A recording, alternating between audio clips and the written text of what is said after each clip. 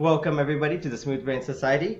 Today, we will be talking to Dr. Calum Hartley, who is a senior lecturer at the Department of Psychology at Lancaster University. His main focus are on the communication and social cognition in autistic children and adults. So by that, you would have realized this podcast is going to be talking in general about autism.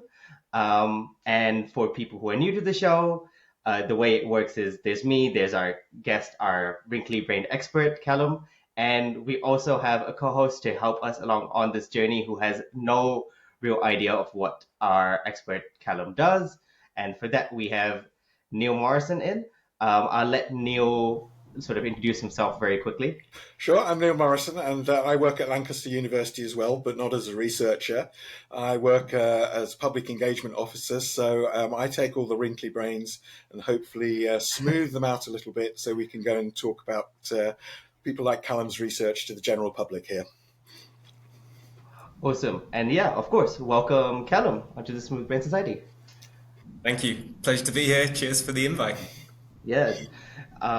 All right, so let's start from the beginning in the sense I said we'll be speaking about autism or autistic children and adults. So for our listeners, for our few viewers on YouTube, could you please give us an insight into what autism is? Yeah. So autism is a neurodevelopmental condition that a person is born with. So by neurodevelopmental, it means that it originates in the brain, and it's not like there are any specific genes that we know determine autism. There are lots of genes associated with autism. And it's a condition that's characterized by differences in social understanding, social interaction, and communication, as well as some differences in behavior and also interests as well. And these are characteristics that will be present for an individual throughout their lifetime, but they can change as well over the course of their lifetime as well. So can I ask something then, Calum? Because when I think of autism as someone who knows nothing about it, I often hear the autistic spectrum, and you also hear people talk about, oh, well, everyone's on the spectrum somewhere. So clearly it's not progressive, isn't the word, is it? But a disease with different effects at different things. I've always wondered, where does the spectrum start? Is there like a definition point?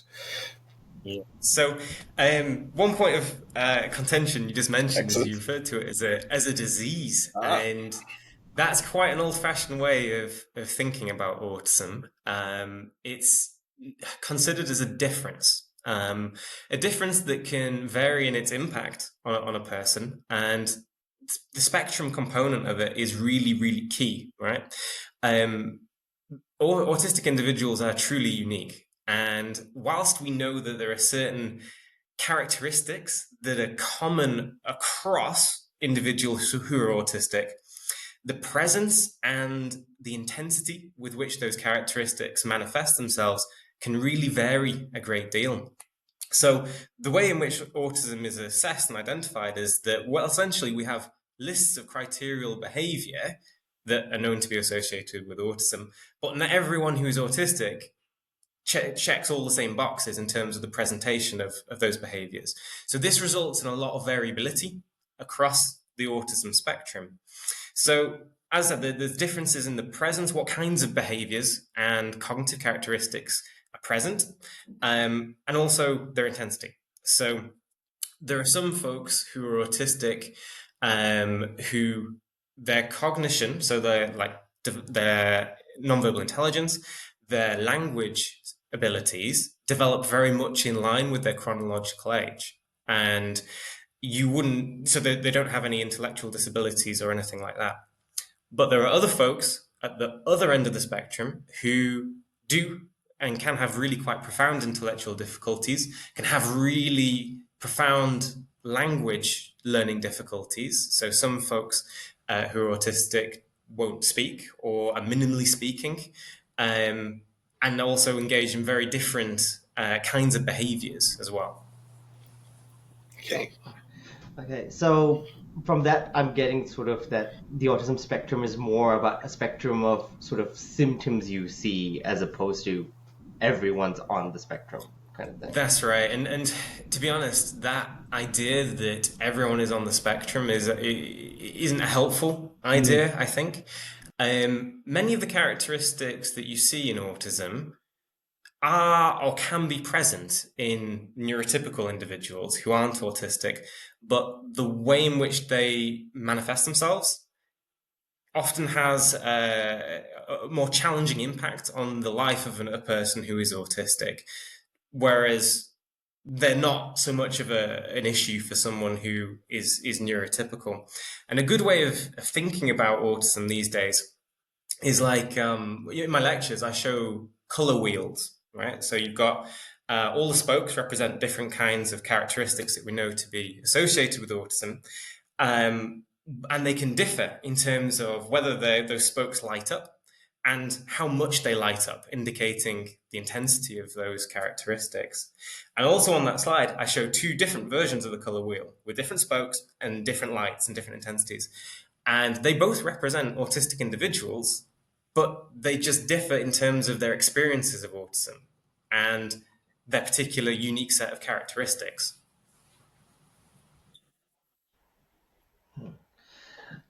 so I guess, or in the introduction, I sort of, and you also alluded to language as a characteristic. What are sort of the other ones?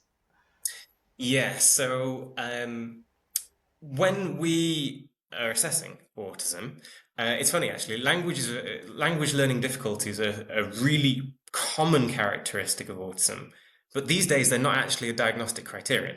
They are one of the things that parents identify and or makes parents seek a diagnosis or an assessment for their child, but they're not inherent to autism, right? There are lots of autistic individuals who have really fantastic language skills, are hyper fluent, and yeah, really great communication. The core areas of for assessment are differences in social interaction. So these sorts of behaviors might relate to eye contact, for example. So often autistic individuals will not make as much eye contact in communication. Sometimes it can be anxiety inducing for autistic individuals to gaze.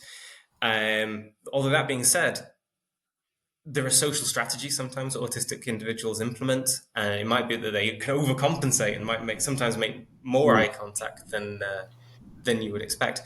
But there's differences as well in for some autistic individuals, sensitivity and desire to engage in social interactions. So early on in life, sometimes children just they don't seem as keen to socialize as their neurotypical peers, and they don't seem to be getting the same reward out of social interactions and social feedback. Sometimes kids might not respond to their name, and this can lead parents to potentially think that their child is deaf. And this is because the child just isn't spontaneously orientating towards social stimuli in the same way. Um, Differences in what we call joint attention. So, joint attention is shared attention. So, if I point towards something in the environment and you direct your attention to that, and I'm looking at that, and we're having this shared experience or of kind of sensory input. Autistic individuals make fewer bids for joint attention. They often won't try to manipulate a caregiver's attention in the same way, or they're also less receptive to joint attention. So they would be less likely to follow other people's bids. And also, you have restricted and repetitive behaviors and interests. That's the other core domain when it comes to um, assessing autism. And this often presents itself as, or it can present itself in lots of different ways. You've got repetitive behavioral movements. So sometimes that will be in the physical character, like physical movements of an individual. Sometimes you see sometimes there's like moving of the hands, and this can serve different functions. It can be soothing. It can help reduce anxiety. Um, as well as generating a sort of a sensory stimulation that might actually be providing some kind of positive reinforcement for the individual. You've got an adherence to often routine and liking predictable sort of routines to follow, and understanding how to structure the day, and really understanding if I perform this action, I know what's going to happen next, and being able to predict, essentially, yeah, predict what's going on and what's going to happen next. And also, you have special interests. So most autistic individuals have a topic that is really, really, really fascinating for them, and these can be hugely diverse, and often the individual's sort of knowledge and enthusiasm for this area or this particular topic might exceed their knowledge and understanding of other things more generally. So thinking about some of the children that I used to work with who did have really quite profound language learning difficulties, they might have had exceptional knowledge in this one area that will be far greater in depth than sort of general educational level. Interesting. So, did you say it was entirely genetic, Callum, or is there an environmental factor behind it as well? Because I'm guessing it's the parents who presumably notice if they think it's he or she is autistic. I guess two, 3-ish, somewhere around there, when they probably begin to talk. But is there then an environmental impact of where the child is and that changes autism, or is it purely genetic? So it's a genetic condition. We know that because there is a heritable component of it. So we know that if in a family, a newborn infant has an older sibling who is already known to be autistic, or if parents are autistic, there's an increased likelihood of that infant themselves being identified as autistic. Um, there isn't any evidence for the way, like parenting Mm. practices or the way environments in which a child is raised. None of that reliably predicts the onset or assessment or identification of autism. So it is very much a genetic condition. We just, Don't know the gene. I think, yeah, we just don't know the gene. And because of the variability within the population, it's probably that it's really polygenetic. Yeah. There's lots of interactions between different genes. And this results in the variability in cognition and behavior and so on. There are certain prenatal factors, like environmental factors, that we know to increase the likelihood of autism occurring. So maternal age, for example.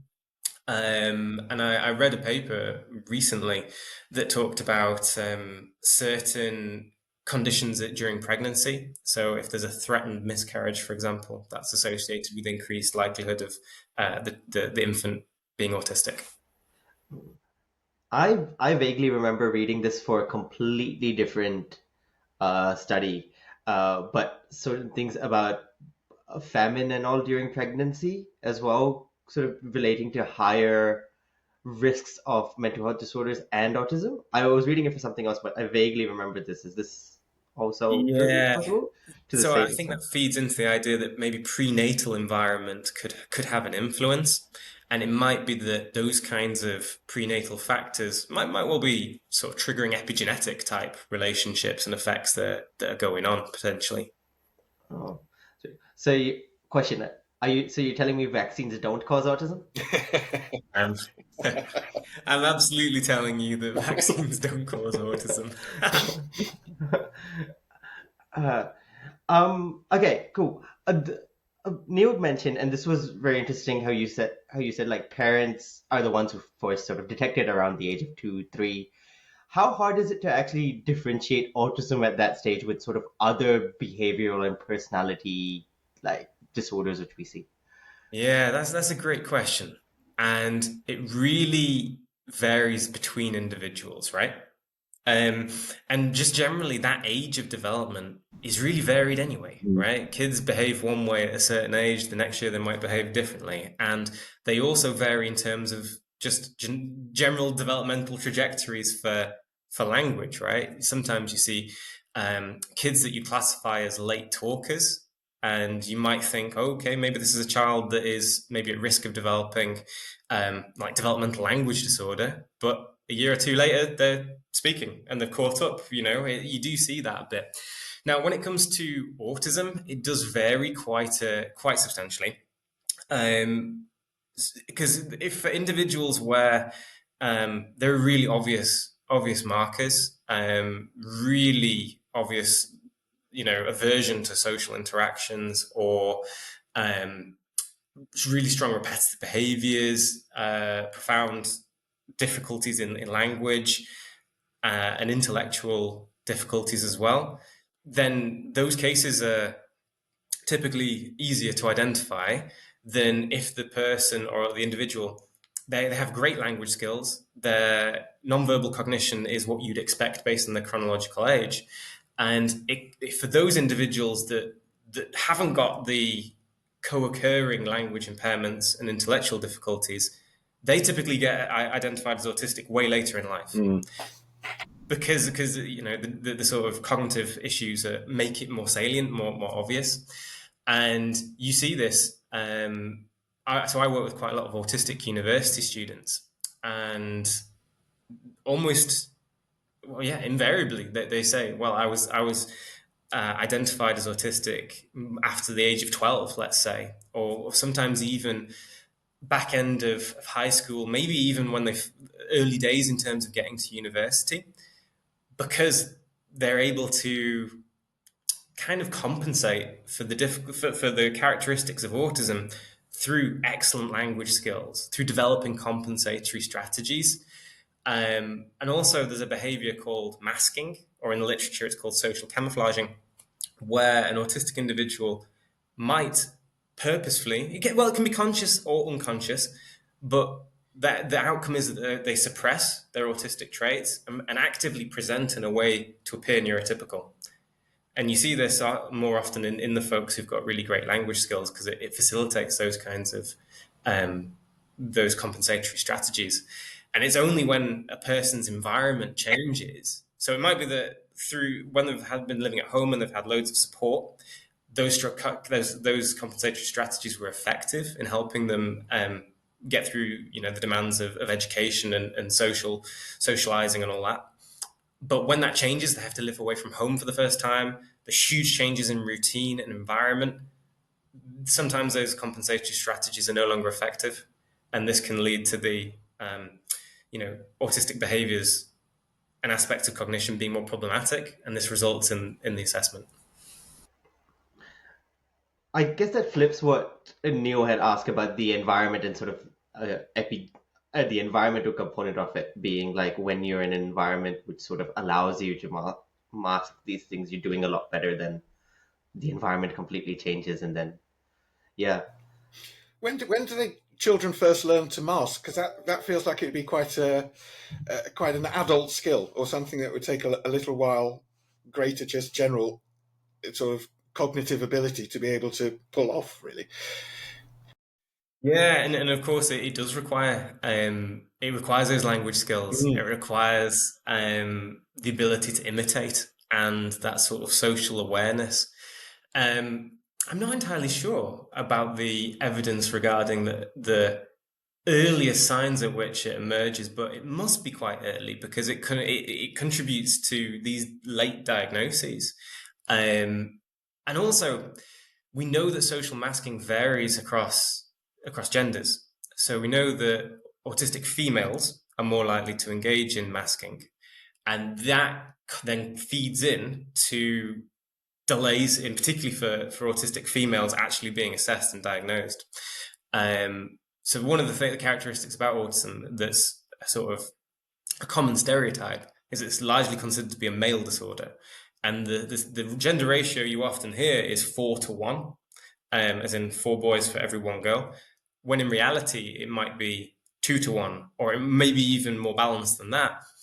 But it's down to the fact that we're just not very good at detecting autism in females, knowing how it manifests, and often that partly what contributes to that is the presence of social camouflaging in females. that's incredibly interesting. Sorry, So go on.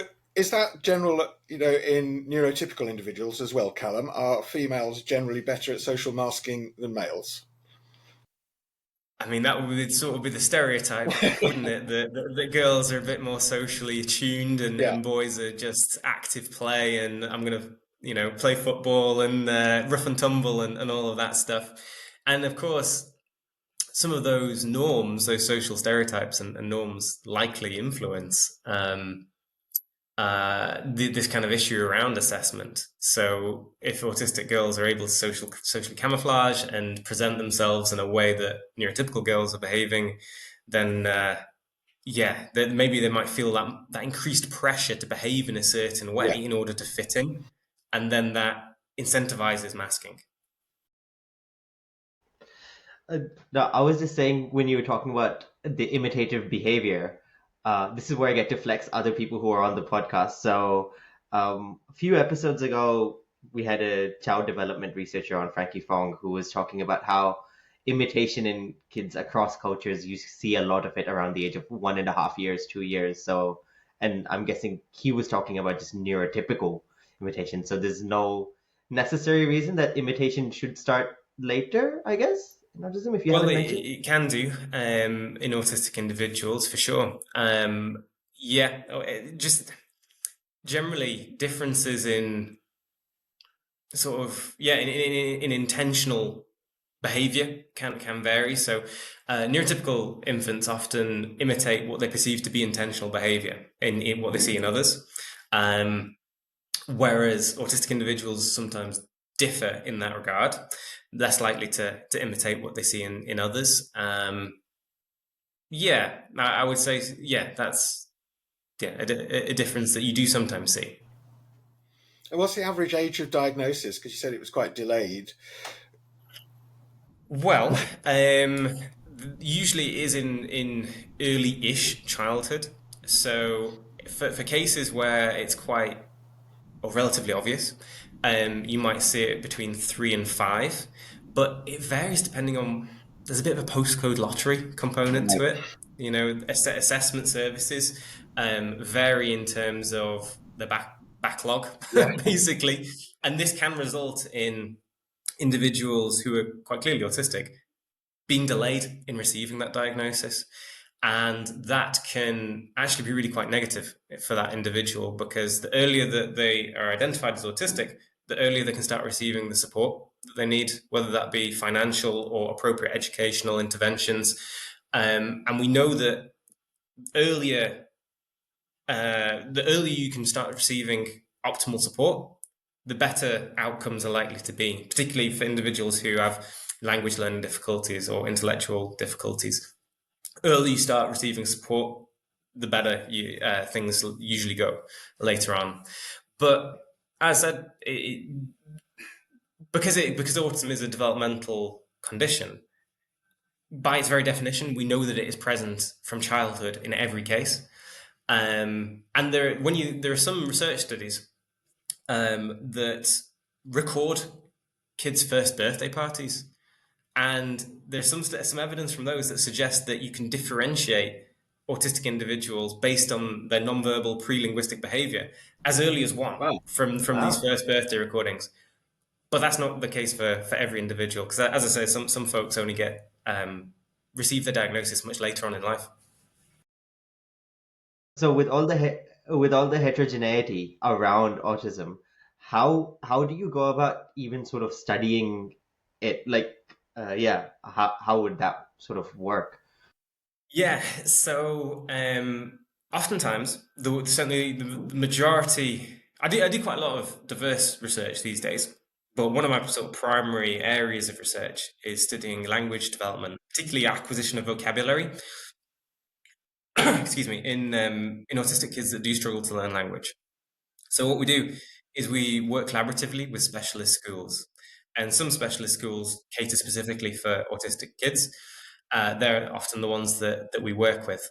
So all of our participants, if we go to a specialist school, we can recruit children who already have received their assessments, and we do try to work with groups that have some consistency. So for my work with word learning. vocabulary acquisition, we work with kids who we know have those delays in language development and trying to understand some of the factors that are contributing to those and try to identify how the environment can be altered to better support vocabulary development.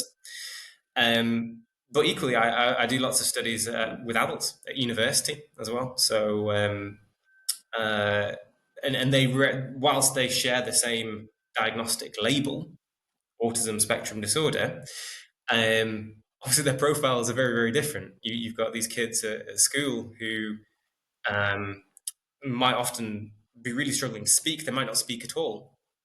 Whereas you have at university, you've got these exceptionally intellectually developed individuals who are studying maths, astrophysics, all sorts, right? Does that make doing the experiments difficult, Callum? If you've got such a range of subjects, it must be very hard to. I mean, I'm a biologist, right? So a rat is a rat, a Wistar rat is a Wistar rat. They're all going to behave the same way, whatever you do to them. But it sounds like your experimental group is going to be a wide-ranging one. That's absolutely the case, but we address different questions that are pertinent for different groups of people.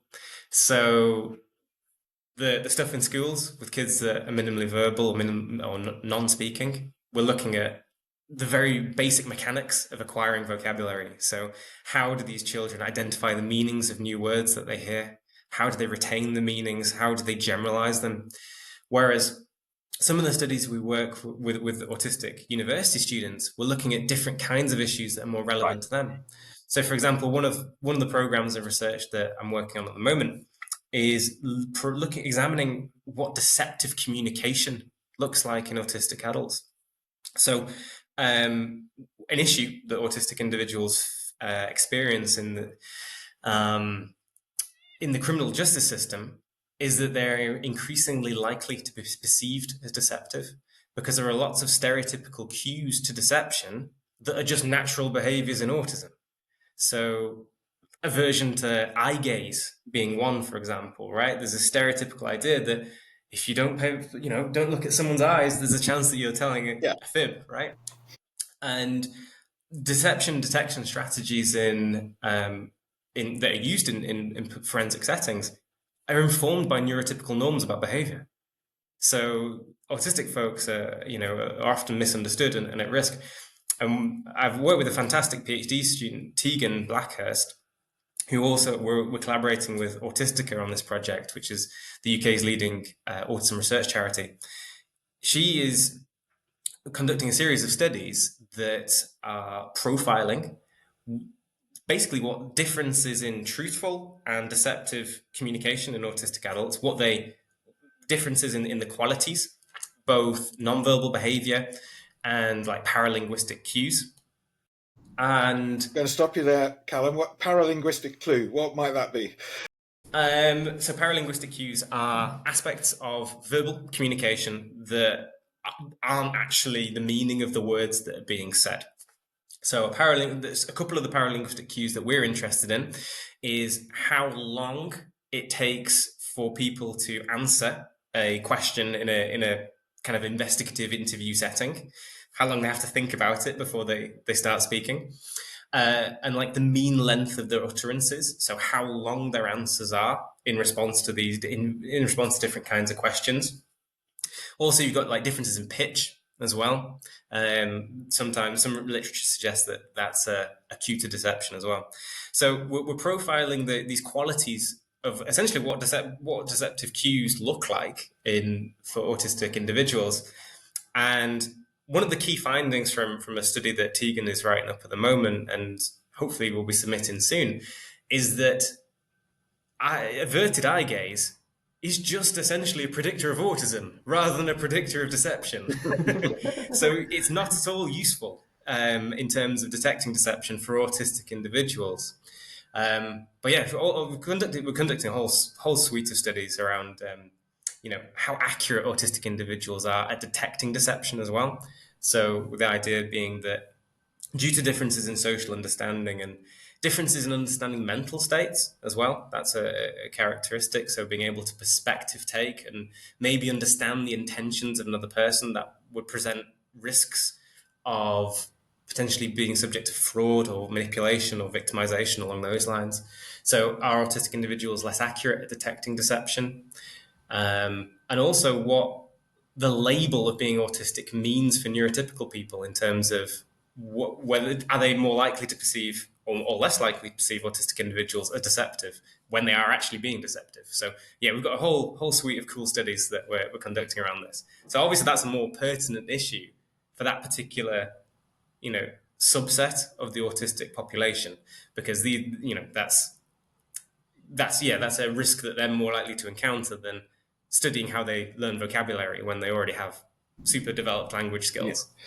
Is the justice system kind of aware of this, Callum, or is this actually a problem? And there's evidence, that miscarriages of justice have been done because of autism rather than any other reason. There are certainly plenty of anecdotal Yeah. reports of unfair treatment within the criminal justice system for not just autistic individuals, but neurodiverse individuals more broadly, folks with ADHD as well, for example.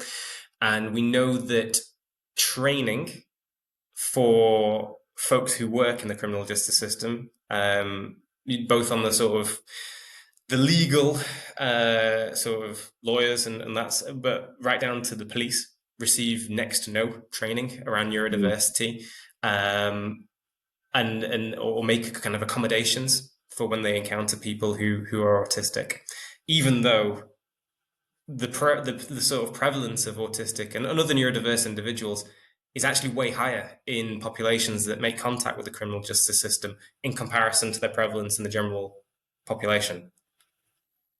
So it's a real area that does needs investigating, needs work in order to actually make a difference and Yeah. improve outcomes for autistic folks.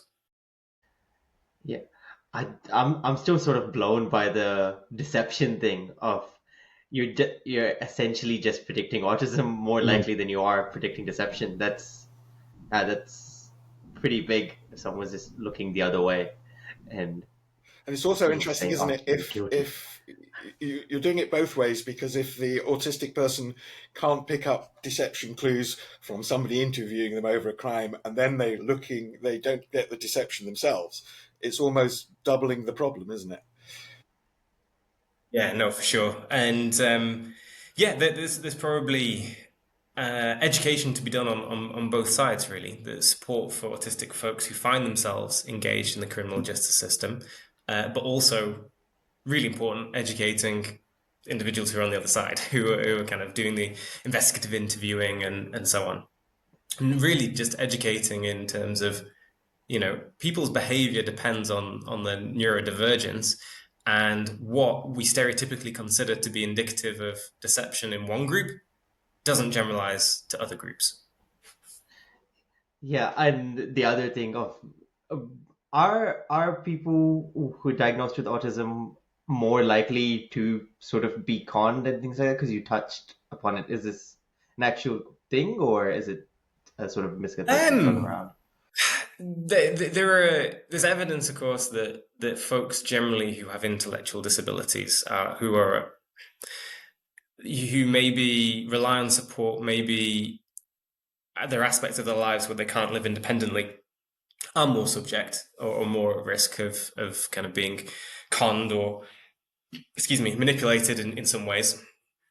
And I suppose the issue, theoretically speaking, is of particular prominence for autistic individuals because we know that there are differences in in what psychologists call theory of mind, which essentially boils down to being able to represent other people's mental states, understanding why they're doing the things that they're doing, and being able to spot when potentially when they're being deceived. Is there any evidence out there that really directly addresses this question?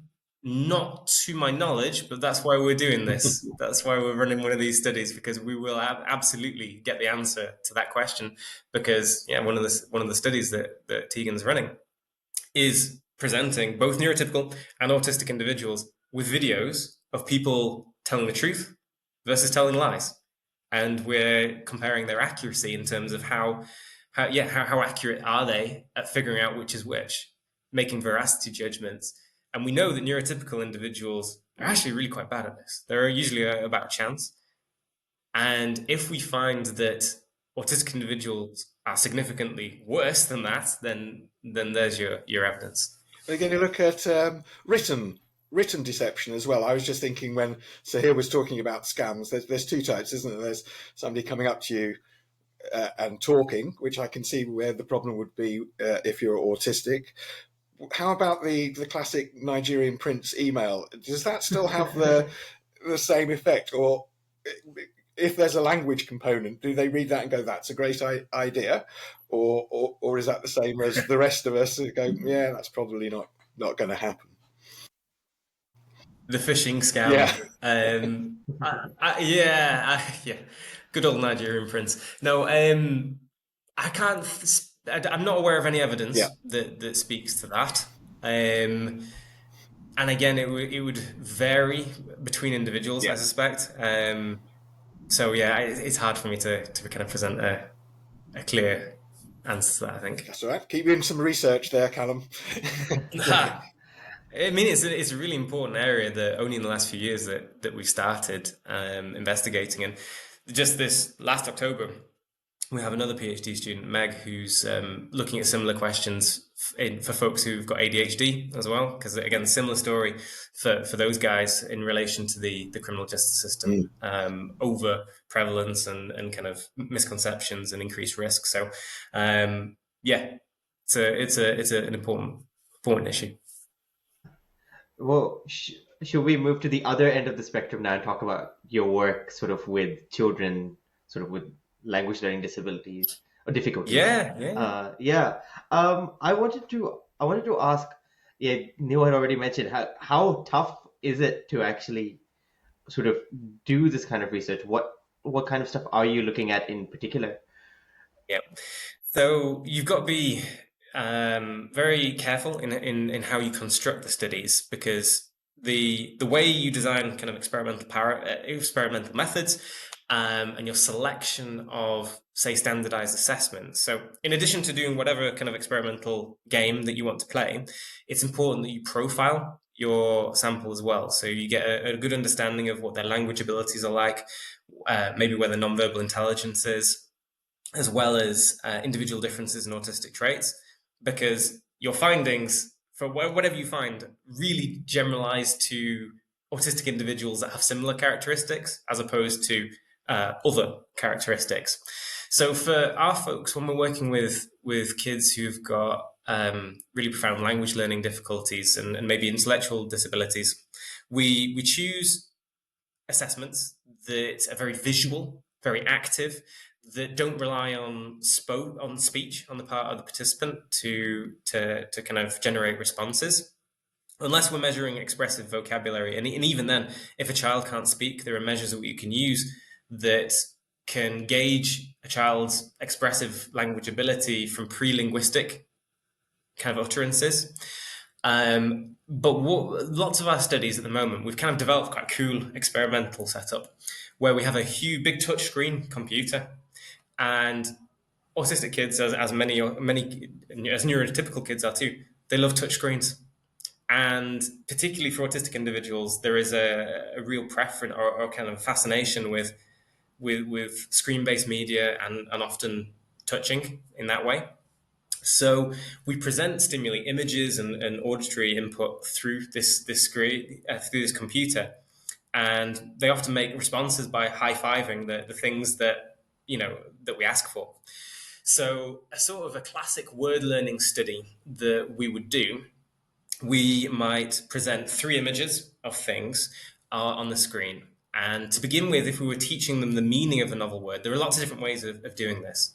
But one way is setting up a situation where a child can use processes of elimination. So they can use their existing knowledge of language to figure out what a new word refers to. So you might present three objects on our touchscreen, and one of them is a weird, unfamiliar thing that the child has never seen before and wouldn't have a name for. Another one's a cat, and another one's a tree. And we choose familiar objects in this way to present an environment where we can be pretty sure that kids know the names of these things because the age of acquisition is like I don't know, 12 months to 16 months or even lower sometimes. So we can assume that the children we're working with, even though they might have profound language delay, their vocabulary is such that they're highly likely to know these words. So we would then say, which is the blicket? Touch the blicket. Show me the blicket. Now they know they don't know the meaning of the word blicket, but if they know cat, they know the cat's not the blicket. And if they know tree, they know the tree's not the blicket. So what they're doing is they're applying a lexical or linguistic assumption that one word refers to one object, and that's called mutual exclusivity. And they would correctly identify the weird, unfamiliar thing as the blicket. And what we find is that in these kinds of situations where autistic kids across the spectrum are able to use their existing knowledge of words to figure out the meanings of unfamiliar words, they're really, really good at that. So we often present new words in that way. And we might teach them, say, 4 words initially. And then we would stop for, say, 5 minutes. They play a game, maybe do some drawing or whatever. And we wait 5 minutes because that gives kids the chance to forget. Because figuring out the meaning of a word isn't learning a word, it's just disambiguating its meaning. So what we do is we wait 5 minutes, that gives them that chance to forget, and then we test their retention. Have they actually learned? Is there something in memory retained about these associations between words and the things that they refer to? And what we're trying to do is we change that initial learning setup in various different ways to try and increase the likelihood of retention. How can we present visual and auditory stimuli in a way that helps children actually retain those associations? And sometimes we also test generalization as well. So generalization is the idea that words, many words in a child's vocabulary, are names for categories of things. They don't just refer to one thing. So if a child might learn the word cat in association with their family pet at home, in order to really understand the meaning of that word, they have to understand that it doesn't just refer to their black cat, it refers to the tabby cat, the ginger cat, the picture of a cat in a book, right? So, but there are certain visual constraints that determine the rules as to how we generalize words. And shape is the key one, right? That's a really important one. So we often test how we can promote shape-based generalization. So kids are, once they've learned the meaning of a word, they can start extending it appropriately. That's incredibly interesting. So I'm just thinking shape-based stuff, like how you would have, and sort of orientation-based stuff, like if you show a cat upside down, is it still a cat kind of thing? Or I guess a more easier one is for like a cup or a chair, because or not easier, ambiguous one is for like a cup or a chair, right? Because in what angle is it still the same object? If you sort of are trying to categorize them in your mind. Yeah, yeah. I mean, I'll be honest. I've not tested the ability to learn upside down cats. But in some of our studies that we use with tablets, one of my former PhD students, Lee Keating, did this. She presented images of unfamiliar objects that rotated, so they got a full 360, and that was part of the sort of experimental setup and the way we presented objects in that study. Oh. And is this study with neurotypical people, or are you comparing with autism? Yeah, so that's how we do things. We always draw comparisons, and this is one of the sort of points for debate in neurodevelopmental condition research is who do you compare against? Mm. So you've got your population of autistic individuals that have delays in language. They might have co-occurring intellectual difficulties as well. Do you compare them against kids the same age? If you do, you guaranteed to know the answer to that question. The autistic kids aren't going to do as well because of everything else that's going on unrelated to autism. Yeah. So they've got these global delays in development, and that's your answer. That is why they're not doing as well. So often, what we do, rather than doing that, is we compare against ability match groups. So we will recruit neurotypical kids who are often chronologically a bit younger, but are at the same stage in terms of their vocabulary development. And what that allows us to do is to identify whether there are actually any genuine differences in the way these mechanisms are functioning. Is there differences in the way that autistic kids are learning these words when expectations are based on where they're at, developmentally speaking? What about comparing them to sort of, because we spoke about autism being a spectrum, kind of comparing sort of kids with autism showing more sort of language difficulties to sort of other difficulties? Do you sort of compare those as well to see if there's any sort of overlap in the color wheel as you had mentioned before? So do you mean like comparing like autistic kids against kids with like developmental language disorder, or are we comparing different autistic kids against, yeah, autistic against autistic? Oh, I now that you mentioned that, I was kind of thinking both in my mind. So one to sort of distinguish between Yeah, developmental language disorder versus an autistic kid with the language disorder, sort of got language you. development issues, but then also if you have a different sample of autistic kids, how does that sort Yeah. of manifest? Well, one of the ideas or theories around autism is that the language learning difficulties are kind of separate in Oh, okay. terms that they're not, because they're not a diagnosis Diagnostic. defining Yeah. characteristic of autism. They might be their own thing, and they might have their own set of causal factors. But actually, what you find, or what we find, is that when you present stimuli in the right ways, in the favorable ways that play to the kid's strengths, autistic kids are usually just as good at learning vocabulary as neurotypical peers when Hmm. expectations are based on the developmental level that they're at. The one difference that we do consistently see is that autistic children are slower to process verbal and visual input. It takes them longer to generate correct responses. And on the one hand, that that's probably indicative of the kind of the global cognitive differences that are going on. That there are just general differences in the speed of processing information, and that isn't just that wouldn't just apply to linguistic stimuli. But what that suggests from a practical point of view is it highlights the importance of actually letting kids learn at their own pace and Oh. presenting information in a way that accommodates for those delays. And that's something that we always do in our experiments, because the kids that we work with, they do vary in terms of their attention. Sometimes they will get up, they'll run around for a bit, and then they'll kind of get that burst of energy out of their system, and then they'll sit back down and they'll play again. And that's very much reflective of how they would be in the classroom, right? So we do accommodate for children learning at their own pace. And on the one hand, that's great for us because it shows that, yeah, these autistic kids are really capable word learners under the right conditions. But what it probably means in terms of naturalistic situations is that's a bit more problematic, because the way in which speech occurs is a lot more rapid, and there's a lot more distractions, there's a lot more noise, there's loads going on, demanding, competing demands for attention, than our lovely big touchscreen computer that is really, helping them focus. So where I'm at, theoretically speaking, at the moment, and something I want to test, is that really that's what's going on, is that in natural learning environments, kids, the input that they're receiving is different because they're paying attention to different things at different times. So their sort of multi-sensory experiences are fundamentally different. But when you can get them to focus, pay attention to the right things at the right times, then they're golden and it works. So that's really the teaching strategies, I guess, that teachers need to use.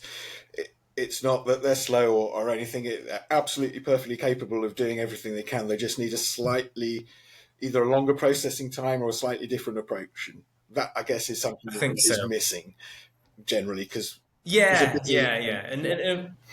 And this is, of course, in we're studying individuals that indisputably do have delays in their development, but for the stage that they're at, if you Yeah. present information in the right way, Hmm.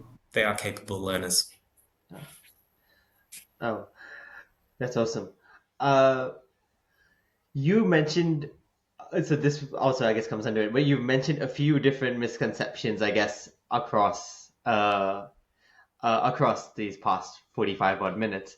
Are there any others? The funny one which we laughed about was the vaccines and autism and the genetic aspects of it. But then, You also spoke about sort of gaze and sort of aversion and how that's certainly a problem in the criminal justice system. We also spoke about what we technically mean when we talk about spectrum.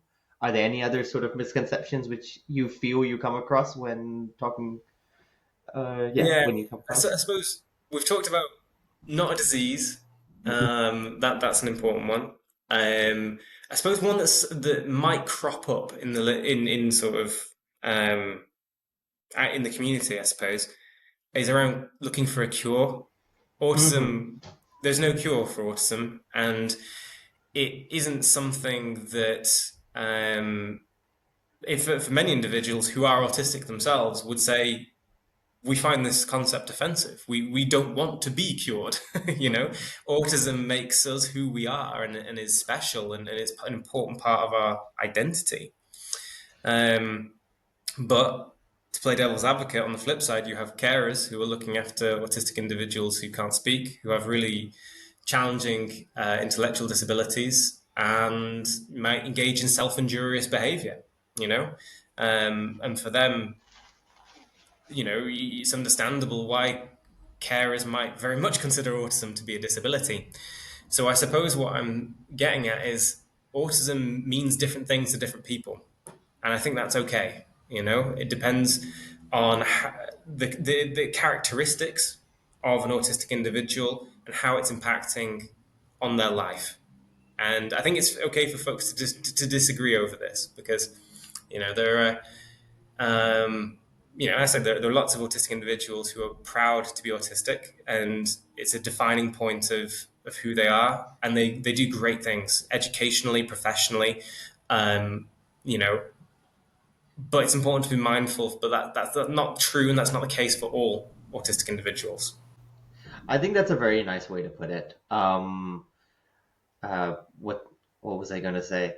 We often, because I do more neuroscience based research, and so when you're sort of doing animal work, you're sort of looking at the symptom, and you're only talking about the symptom. And we often have these conversations about how useful labeling something is, or labeling something as someone as autistic, or labeling someone as they have ADHD or whatever, versus the symptom, and should we be treating a symptom versus treating the condition? What is the meaning of the label? Is it like putting someone in a box versus giving them sort And of an empowerment by putting a name to it so that they can understand themselves better? that's a really important question, actually, because, of course, many of the characteristics across neurodevelopmental conditions overlap, and many of them are diagnosed together. Loads of, it's quite rare that I would encounter an autistic individual who is just autistic. They would often have other diagnoses as well, whether that be ADHD or OCD or anxiety. Um, and we know that, yeah, like characteristics of ADHD, for example, differences in executive functioning. So, uh, kind of skills that are located in the frontal cortex, responsible for attention and time management and planning and all of that stuff. Autistic folks also often have difficulties with executive functioning. And you see some estimates in studies that up to 50% of autistic individuals also will have ADHD. So at that point, are these overlapping things? Are they overlapping so much that they do represent a shared kind of population rather than necessarily being distinct? Um, so yeah, it's a really important question around the utility of labels. No. Awesome. Because we've been recording for about an hour now, I think it's we'll sort of get into wrapping up with the sort of final question. So I'll first ask Neil if he had any burning questions for Callum. Yeah, I suppose what's the future of autism research? What are the kind of the key things that you would absolutely love to know? Great question. In general, I think more focus needs to be on the time period of development between childhood and adulthood, I think. Um, Often autism is regarded as a childhood condition because often it's identified in childhood. Um, And then you have lots of studies working with autistic adults, university students predominantly, because they're accessible for scientists like myself. But there's that middle ground that's sort of secondary school, college, um, that is kind of neglected a little bit. And also older adults who are autistic. You almost never see research with older adults. And that, yeah, so there's a more balanced focus across the lifespan, I would say is important. Um, Adults with kind of lifelong language difficulties and intellectual difficulties, they're a very underserved population as well, I would say. And also more continuing research around females who are autistic. Mm. Because as I said earlier in the conversation, autism is very much regarded as a male condition. We know tons about it in boys. We know how we're pretty effective at detecting it in boys, but we know comparatively little about it in females, and we're pretty rubbish in detecting it in females. So a lot more work needs to be done there to better serve autistic females. Yeah. Um, I guess the question which I had, I know you're not a clinician. I know you're a researcher in the space, but I guess you had also mentioned that sometimes diagnosis really depends on your postcode, like the access you have um, to help or to, I guess in the UK, the NHS, but I guess the same problems would be there around the world. What sort of advice or help can you sort of indicate to people? Because you know it's a developmental disorder, you dictate it, you notice it early in life, but if you're on a wait list for a year, 2 years, that does cause a that can cause a difference. So do you know of anything coming up in that regard which is probably targeted or can help people, parents with kids who might be autistic? We don't know, but yeah. Yeah, it's really. I mean, you preface this question with you're not a practitioner or a clinician, which Yeah. I'm not. So it makes me quite Yeah. hard. It makes it quite difficult for me to answer this question and provide advice. Um, I mean, waiting lists you can't do anything about, unfortunately. Like during that time, I suppose the best things to do is to try and present an environment that is as supportive and rich and stimulating as you can for the child, and try and take advantage of their curiosity. Try and take advantage of the things that they are interested in and use those as moments of opportunity for learning and for fostering communication. That we know that that's a strategy that some quite effective interventions employ. So if there's any scope for employing that in sort of in the home and sort of parenting, then I suppose that would be my non-expert suggestion on the practical Yeah. front. I mean, obviously the research that we do, particularly regarding optimizing environmental conditions for helping language learning, we're generating scientific knowledge, and whilst we know it has utility in a practical sense, we do let the people who know their stuff employ that knowledge, right? So I have done like professional development seminars for like speech and language therapists, for example. I give them the knowledge. I don't tell them how to use it. I think that's a very important distinction, and like, yeah, no, that's awesome. Because also, I guess a lot of people, like practitioners and stuff, usually don't have time to know what's happening in the latest in terms of research. So it's good to sort of have that sort of Yeah. cross talk a little bit. Uh, awesome. So then, Callum, from you, is there any sort of final things which we didn't cover which you'd like to get across? Because yeah, you were just answering our questions. No, I mean, I've really enjoyed answering your questions, to be honest. And I'd just like to reiterate my thanks for having me and giving me this opportunity to speak about autism. And ultimately, the reason I do what I do is to generate knowledge that might be helpful and might be useful, and ultimately, hopefully, improve the well-being for autistic folks. Um, and I think scientists need to take every opportunity they can to do things like this really, to not just sit in their offices and write papers, but to get out there in the world and share what they know in case anyone can benefit and help. I think it's a really important aspect of our job. Oh, awesome. So yeah, final thoughts, Neil?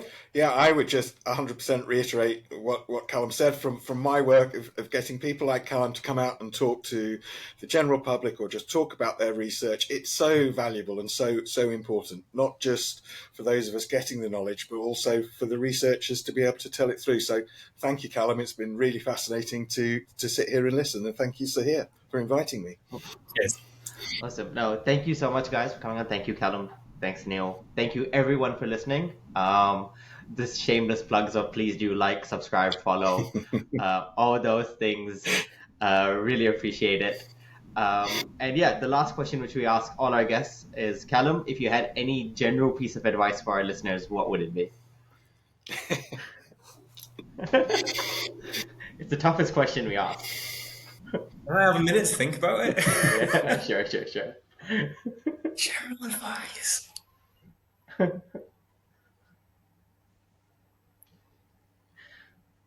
don't know if this is a good one.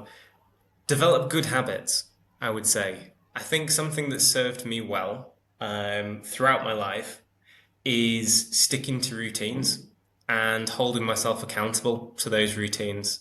So, going back into my history, as a child, I had a history of playing competitive sports and martial arts, and I developed a real sort of sense of discipline and sort of accountability through that. And I apply that to my day job, and I academia is a funny one. It gives you tons of flexibility in how you go about working and when you work. But I hold myself to a routine. I go to bed at sensible times. I get up at the same time every day, and I get stuff done, and that works for me. And that presents a nice work-life balance. Ah, awesome. No, awesome. That was great. That's great advice. I again for one last time, thank you guys so much, and until the next episode, take care.